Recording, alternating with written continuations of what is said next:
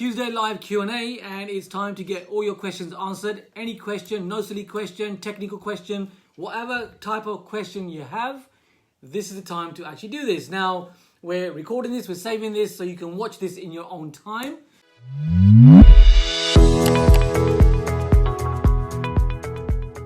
It's Kam here, Kam Dovedi from Premier Property. And thank you very much, Premier Property Inner Circle.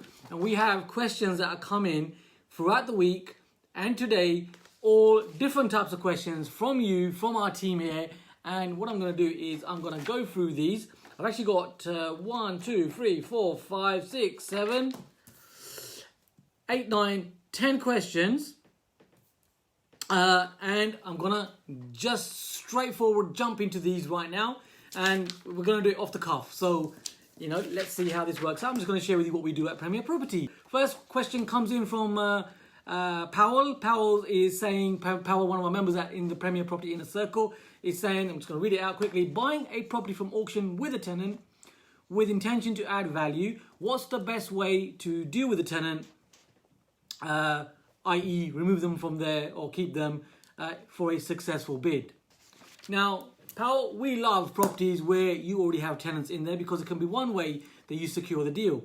Now, it doesn't really matter if they're a bad tenant, and if they're a good tenant, great. So what we do at Premier Property is if they are a good tenant means that you are checking, are they actually paying their rent? Is it all up to date?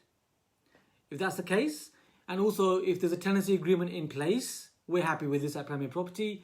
And if you find that even if it's periodic, so it's gone over the 6 months or over the year, however, there is a tenancy agreement in place, we're also happy with this. So when you purchase, keep in mind that that agreement will actually go over to you and you can get a new agreement in place. However, it is still legally binding and it is still fine to have that.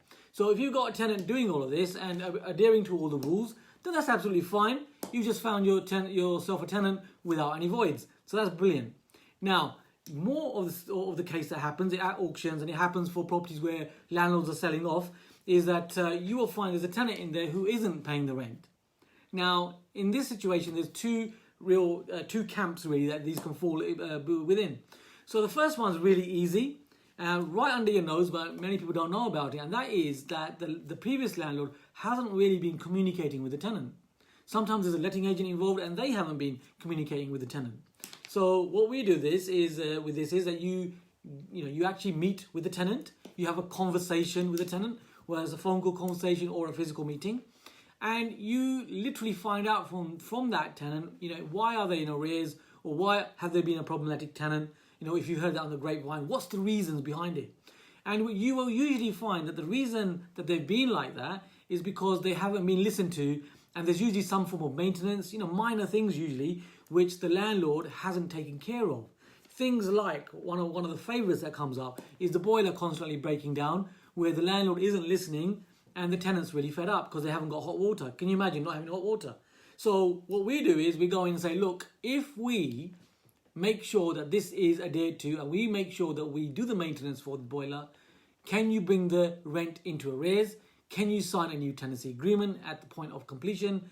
And usually what you find is you've got very amicable people, and that's all it was. So that's the one of the camps that these tenants fall into. Now, the other type of tenant is where they aren't paying the rent, they don't want to pay the rent, and they are in significant arrears. Now, with these people, right now, you can still serve Section 21, or you can serve Section 8 if they are in arrears, like what I say. And even with the new legislation coming in, with the new sections coming in, if they are in arrears, and there's no reason for them to be in arrears, then you can also serve that notice. Now, be prepared for around 4 to 6 months to get the tenant out of that property. So what we do at Premier Property is we factor that in as a cost for doing business. So we'll put it into, like a refurbishment, for example, we'll put it into the costings. So when you're bidding at auction, think about the price, think about the type of tenant you got in there, factor in, like I say, 5 to 6 months to get the tenant evicted, and there will be some costs for that, which you can make sure that you've also added in. So if the deal is still a deal, then absolutely fine. And like I say, one of our favorite ways of getting good deals is not necessarily a refurbishment, But another way of adding value is getting rid of a bad tenant and putting someone, a human being in there who actually respects you and respects your property and enjoys it. Hope that answers your question there, Powell. So that one's for Powell. And of course, as I'm sharing these answers, hopefully these are helping you too, because you may have the same question. You might be thinking, how can you do this? You might get some aha moments as I'm discussing this, or maybe some light bulb moments. So let me jump into the second question. Next question is here by Nicholas Check. So Nicholas is asking, his buy-to-let insurance premium has gone up by 8.14% this year. Is this indicative of the current market? Nicholas, very crisp, short answer for that, and that is yes. Simply because of what's happening with COVID-19. It's a new world that we're entering. Insurance policies are going up. At the end of the day, they're paying out in various places. And who's gonna pay for all of that? Yes, it's us. So yes, that is the case. That's what we're finding at Premier Property. Enough said on that one. So yeah, absolutely. Again, cost of doing business. As long as you're making money from it, you've got a margin there, you're absolutely fine. Okay, brilliant. So moving forward, let's answer the next question. So here is another question. This is by Rita. So Rita in our Premier Property Inner Circle has been asking this question. And the question is, carpets or laminate flooring? So many times that's been a debate. And the question being asked is, I need to replace it. She says, flooring in the lounge, but it's a 2x2 terrace. So there's a small area leading into the lounge area.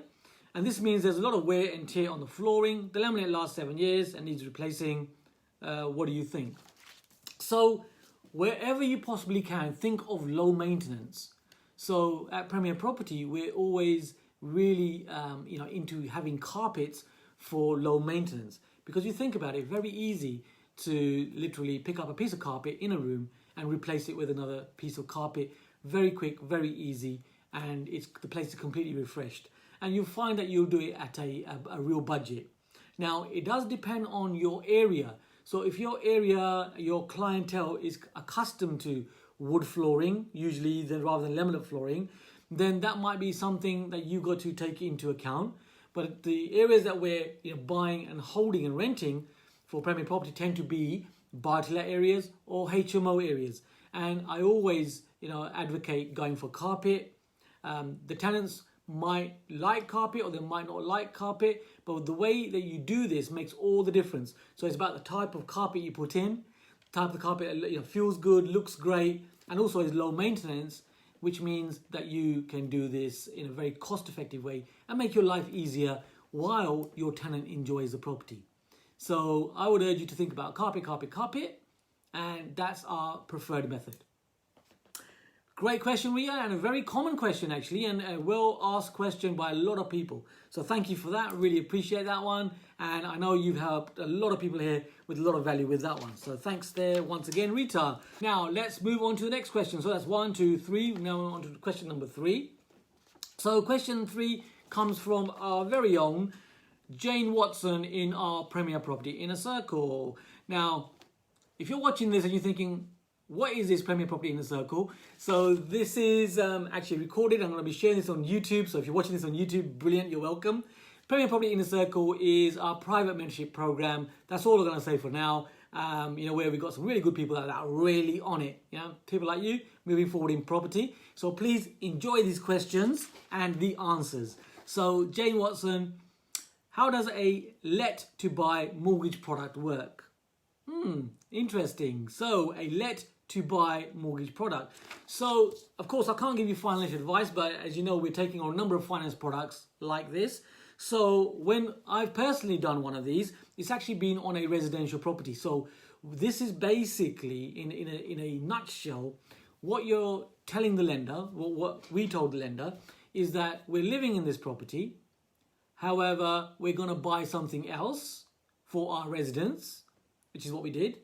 And what we're going to do is this current property is going to now be rented out. So in effect, that is let to buy. So you're letting your property because you're buying another one which you can be moving into as your residential. Hope that makes sense, Jane. Now, the fifth question is by Pearl. So Pearl is asking, What is the price of a build cost of a 3-bedroom, 2-reception terraced house in London, please? Interesting question that. Now, you can do this in 2 ways. You can work like us at Premier Property on square meterage, and also you can think in units and blocks. I'll explain what I mean. So at Premier Property, one of my favorite strategies is actually doing new builds. I love new builds. You know, the fact that you could actually have what you want to have is creative. You know, it's a little bit like, you know, out of the box. You can, you know, do much more than you can do with a bog standard property where it's already fixed. You know, whereas here, you know, you got that imagination that you can let run wild and free. So, you know, it works really well. Now, the thing is, you know, the type of property that you're talking about, you know, a typically 3-bedroom house, 2 stories, I'm calculating, estimating. So a 2-story, it doesn't really matter where it is. That could be in London, that could be in Cambridge, that could be in Oxford, it could be in large cities like Bristol, or it could actually be in satellite towns. You know, towns like Hull or Liverpool or wherever that is, okay? But the thing is, the actual price for your new build is going to be exactly the same in terms of how you're building. Now, I used to think that, you know, up north is going to be less expensive and London's very expensive. However, the reality, what we found, as we have areas in London and we have areas in the north, is that actually it's on a par. In fact, sometimes, you know, outside of areas like London, you'll find that the contractors even charge a little bit more. I know, interesting that, isn't it? So, to answer your question specifically, you can work on £2,000 per square meter. So, typically, if your property is around 85 square meters, very quickly you can work out how much that build should be. Now, in the £2,000 square meter, at Premier Property, what we do is that's a whole encompassing figure, which includes, you know, that all includes the architect's fees, the various surveys you're going to have conducting. So it's an encompassing figure, like what I say, where it's a first point of call, a rule of thumb to find out that this is worth it or if it's not worth it. So you can use that number very easily, can't you? So 100 square meters, £2,000 per square meter. You know, you can very quickly work out your numbers. That's how you do it. Another way that you can do this is, like I say, think of in blocks. So if you start thinking of a property as a mid-terrace property, as a 2-story, and you just think of it as blocks, as in compartments. So you got a large property that's a detached 4-bedroom. Think of it as 2 mid-terraced houses. Now, if you're going up into the roof, or you're going if you're going up into, say, 4 stories, and you build flats, again, you can think of it as a block with another block on top. Think like Lego pieces, Lego blocks. And to each one, you can add a figure. So we at Premier Property will add a figure of £180,000. £180,000 for one block. So one house, £180,000. Larger house, 2 blocks, 180 multiplied by 2. Now, of course, there's going to be some cost savings in between this. But if you work from these numbers, this is your first point of call, your first point of due diligence. When you do further due diligence in this, you will find that you will be pleasantly surprised, because your build costs will end up being lower, and you will have, it will be those numbers, or they'll be lower. You won't have any unsavory surprises, only good surprises, because you've worked the numbers out on a level where they are very conservative, so that you get this right. Now, I say very conservative. The figures that I'm sharing with you are wholesale figures. So retailers would expect to pay even more than this, but I'm speaking to you as a professional property investor, because that's exactly what you are, right? Doesn't matter if you've done no deals yet, the information is right, or if your first deal, or if it's your 10th deal. These are the numbers that we use at Premier Property. So hope that answers your question here. And that's a really great question by Pearl.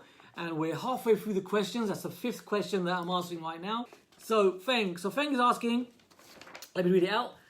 What's the cancellation policy that you can gain? Maximum reservation, 7 days, 14 days, or 1 day. What's the cancellation policy that you can get for a maximum reservation? Okay, so assuming this is for service accommodation, it doesn't say service accommodation. So what's your cancellation policy? So if it's service accommodation rent to rent, then our cancellation policy is up to 14 days. So we will have a cancellation policy. Anything more than that, then over 14 days, if they haven't let us know, if they let us know before, get the words right. So if it's been more than 14 days, they let us know before the 14 days of arrival. That's more like it. I'll stay with the plan. If it's 14 days before arrival, then what we'll do is we will accept that cancellation, because we've got to be fair with people, haven't we, right? If you're following me, and that's fine. However, if it's been 14 days and they are arriving within 14 days to your service accommodation, then typically we will say, look, that's not fair. They had the chance and opportunity to let us know, and for that reason we will take that cancellation policy. So we will keep the deposit on that scenario. So we've tried all sorts of things. We've tried no deposit, no cancellation charge. What happens is people will just there's no financial commitment, so people will just take advantage of that, and you will find that you get many more cancellations. We've also tried cancellation policies where they're very tight, so within on the day scenario, so they basically can't cancel, and what you'll find is you will get less footfall.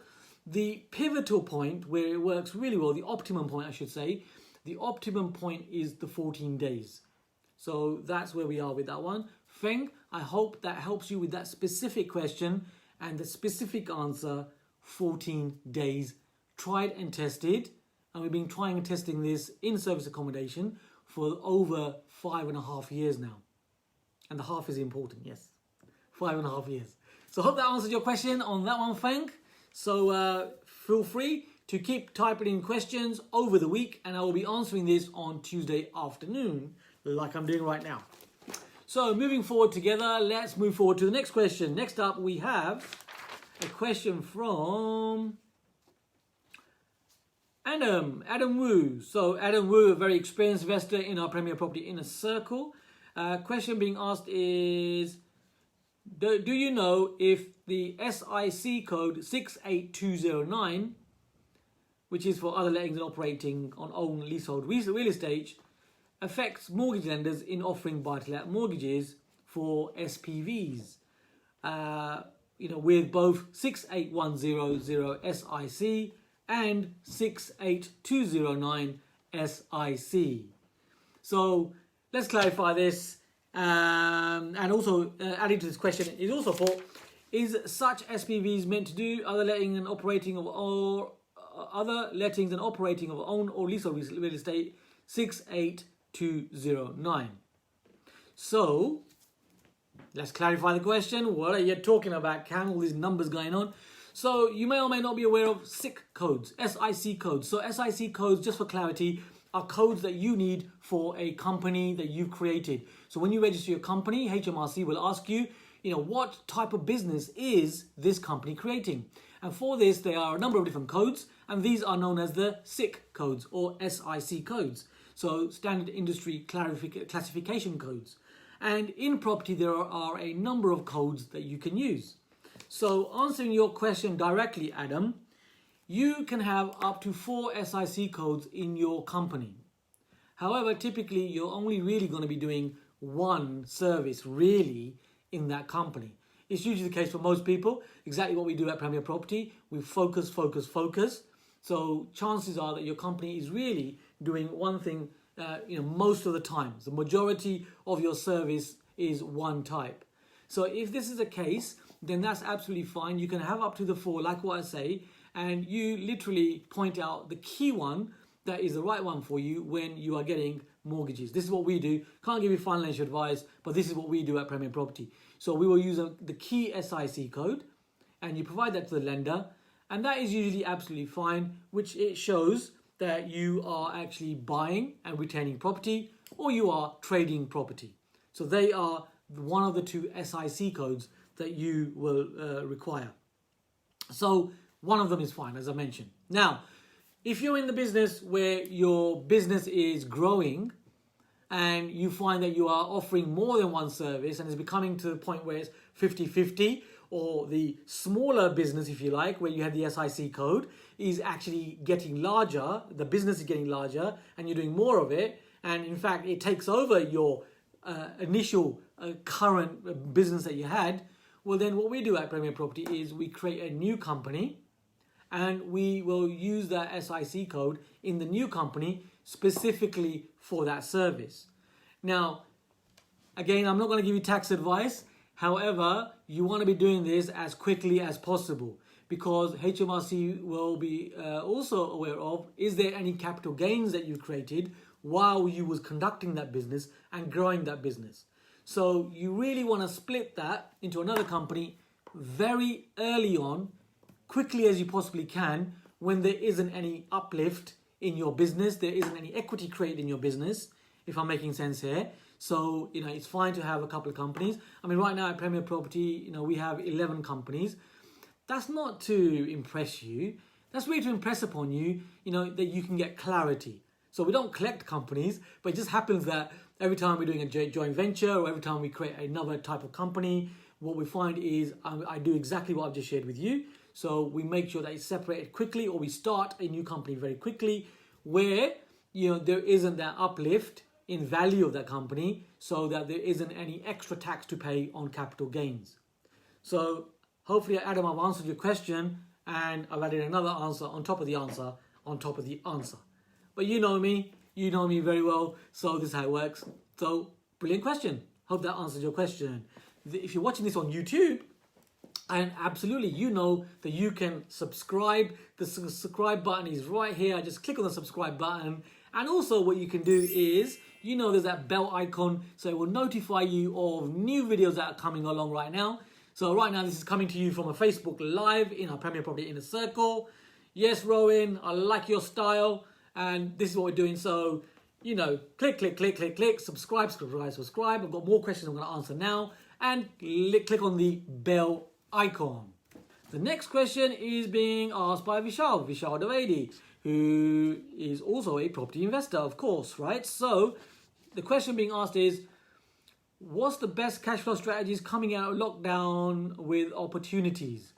Now, knowing Vishal, as you know, Vishal, that's the kind of question he will ask, right? So best cash flowing strategies right now coming out of lockdown. So we are loving service accommodation. Service accommodation is back in. It's a new world. And in fact, Ivana and I, we covered a lot of information last week. So thank you for those of you who were there. You know what I'm talking about for those of you who were there. And absolutely, service accommodation is back. It's kicking. It's alive.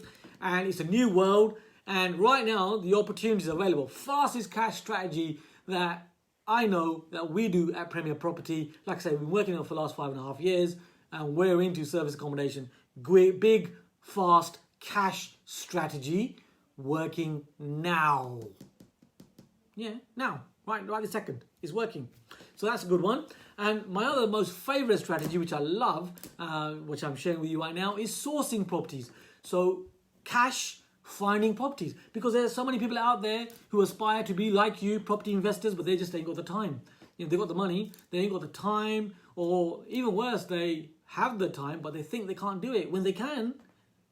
Good people with good resources, but you know what? You can't tell people to do things, right? It's a choice. Of course it is, and you know this, you're here. So my point is, you can find these people and you can help them out. You can help them while you help yourself, and you find the match. This is how we do business at Premier Property. There's always a match, providing a good service, and you can find properties for them. You can get paid really well for just literally finding a property in the right way, and the right way being the key. Making sure that you do offer a honest service, and you will get paid anything between 3,000 to 5,000 for one of the models, anything between 3,000 to 5,001 models, 7 to 12,500 for another one of our models, and 20k plus for another model. So we've got 3 different models that work really well right now, and you can choose a number that works for you so that you can move forward in it. Vishal, these are the 2 cash strategies available. And if you think about it, sourcing properties, I mean, how many properties do you really need to find in a year? How many 7Ks do you need in a year for you to create your seed capital, for you to move forward in property and get another deposit. Or let's even say go on another holiday, where it's your income, you can do what you like with it. You think about it your way. Great question, Vishal. I like that one. 2 strategies. Hope you're on them. Right, next up. Doesn't time fly when you're having fun? So we have answered 1, 2, 3, 4, 5, 6, 7, 8, 9, and we are on to the 10th question right now. So this question has been presented by Sabina Khan. Sabina, also you are in our Premier Property Inner Circle, and I know you like questions and you like your questions answered because you're active. All of our team are active, it's brilliant. So I'm just going to read the question out, Sabina. So Sabina says, we viewed the 9 flats and commercial unit we analysed in the deal clinic. Yeah, we did the deal clinic and we analysed it, yeah, absolutely. 2 1-bedroom flats have obscured glass placed due to neighbours complaining. The Riverview flats have a board docking station below which might cause a noise during the day. 1 2-bed is shared ownership. 60-40. If we factor in these points, is it worth proceeding with an offer? Should we have an investor lined up prior to the offer to show proof of funds? So we've got a couple of questions there. So first thing is, think about the total value that you are looking to achieve from the whole unit. So if you remember, what we did was we analyzed a deal and we came up with 3 prices that you want to be paying for that investment. So you had a like price, your most optimistic price, or your lowest price, you would love the investor to actually accept that, the agent to accept that. Then you have the second price, which is your intend price, that is realistic and achievable in the current market, which you feel happy paying, knowing that we're heading into a recession. So you've got to factor that hedge in. And your must price. The must price meaning the highest price that you're willing to offer where your deal still works for you. So it's about creating 3 of these prices. Now, specifically with what you just mentioned there, so the first one really isn't an issue. So the fact that it's obscured glass, that's okay. You can demonstrate that to your tenant. There will be people that will accept that, and that's fine. You can make your property apartment look great. So that's okay.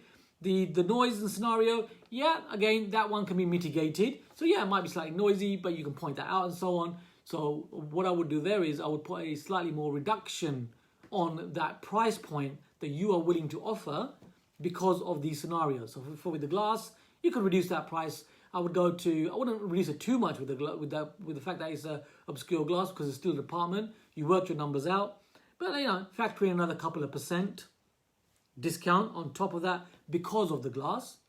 And for the deck boarding, again, you can factor in anything between 2 to 5% additional to what you've already factored in, just because it's the deck on the river view, but it is a river view, so that's good. The shared ownership, I would take that out of the equation because a shared ownership is literally part rent, part buy. It's actually a form of a lease option. So you're not really going to get any investment on that. So I would really take that to one side, and that comes out of the equation when you're dealing with this. So it's then about really working out what you've got left and working out the figures on this. Now, me knowing you as I know you've worked out figures and we've already decided what the figure is.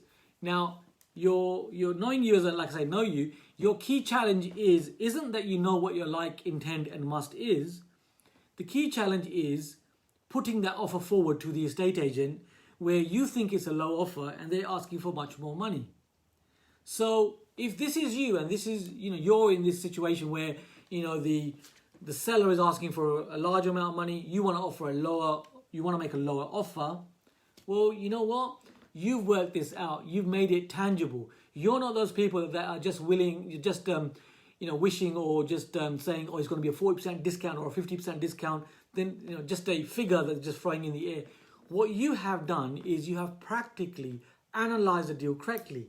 You've worked out what the market is dictating right now, and you've worked out what you should be paying wholesale with a coupon, with a discount, to the estate agent, to that seller. So you've got tangible numbers, which means that you should be willing and ready to make that lower offer. Because at the end of the day, that's what the market is dictating. And, I would point out to the agent that you are an investor and you're looking to make a margin. Is it okay, Mr. Estate Agent, that I make a margin in this form of development in the current market? Because this is what I do. This is my career. Is it okay? Just ask them straightforwardly. And the answer, in anyone's, anyone who's an agent, the answer is going to be, well, yes, they get it. They get you. For I'm talking about the type of deal that you're doing. And you've got those specifics and tangibles there. So I would suggest to you, Sabina, that you and anybody else listening in, do not be afraid of making low offers where they are tangible. Real numbers that you've worked out, not just a discount like what I say, but there's a reason for that discount. And if you got that reason for the discount and you know and you believe and you know what you're doing is right, then offer that price. Please don't be afraid of that. Offer it. Whether that is at a 40% discount or a 30% discount or whatever the number is, offer that price because you can back it up with solid, tangible numbers, solid, tangible facts. Now, if the owner, isn't acceptable to that, what we find is, they are where they are and maybe the market needs to realign, or maybe you get someone who will pay them that number, but you know what? They're not working like you as an active investor. So not everything is going to be a deal, is my point. And if it is a deal, they will accept your numbers. Or you have a very good, strong negotiation point where you're starting from. So to summarize in a nutshell is, please, make your like, intent or must offer. And I would suggest start from the like or the intent price. Just go in there, be bold, backed up with the numbers, make the offer. What's the worst case scenario? They can only say to you, yes, or the worst case scenario, they can say no, and you can renegotiate and you can explain why, but you are in. You got the flag in the ground, you made the offer, be bold and make the offer. I think I've said that about 5 times now, haven't I? Brilliant. So I hope you're enjoying these question and answer session. We're going to do another one. So with your permission, if you would like this, I'll do this. So if you would like, and you comment that you would like some more of these Q&A sessions, I will continue to do these. So if you're watching this on YouTube, just click on the link, subscribe, bell icon, just click on the bell icon, and I'll make sure that you will get the notification for the next video that's coming up. And for our team, Premier Property Inner Circle team, we will keep this live on our Premier Property Inner Circle Facebook group, which will then be fed into YouTube so that everybody gets that value. But you, team, have the opportunity to ask the questions. So please ask anything you like. Just make sure you put it in into the Premier Property Inner Circle Facebook group. Some of them will be answered by our mentors, throughout the week. And just keep typing them in. And questions that haven't been answered, I will make sure that these questions are answered for you at the end of the week. Well, at the end of the week, I'm saying, on a weekly basis on the Tuesday afternoon. And you can be here live asking the questions, or you can send the questions in slightly earlier. That's absolutely fine. But simply doing a post and asking the question. Simple. So I hope you enjoyed today. And I will see you on the next live next Tuesday, same time, 5 p.m. And this is going to be on YouTube on a regular basis. So lovely. You're welcome. It's Kam Dovedi, Premier Property. 3, 2, 1. See you soon.